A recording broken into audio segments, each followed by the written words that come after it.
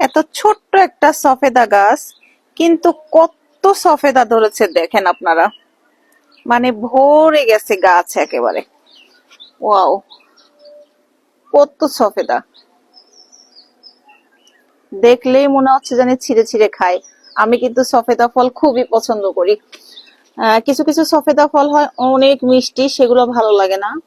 আর কিছু কিছু সফেদা হয় না, আপনারা হয়তো অনেকে দেখেছেন, যারা খান জানেন যে ই হয় একটা বালু বালু ভাব হয়, মানে দেখতে খেতে ওগুলা কিন্তু আরো বেশি মজা লাগে।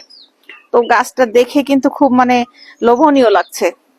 পুরা গাছটা, ছোট্ট একটা গাছ, কিন্তু পুরা গাছটা ভরাই সফেদা ফল। জানি না ফলগুলা বতি হয়েছে কিনা বা পেকেছে কিনা। এই যে দেখেন থোকায় থোকায় ধরে আছে, মাশাআল্লাহ। যারা যারা ভিডিওটা দেখবেন কেউ কিন্তু মাশাআল্লাহ না বলে যাবেন না। কত সুন্দর দেখেন, একদম মনে হচ্ছে আঙ্গুরের মতো থোকায় থোকায় ধরে আছে, থোকায় থোকায়।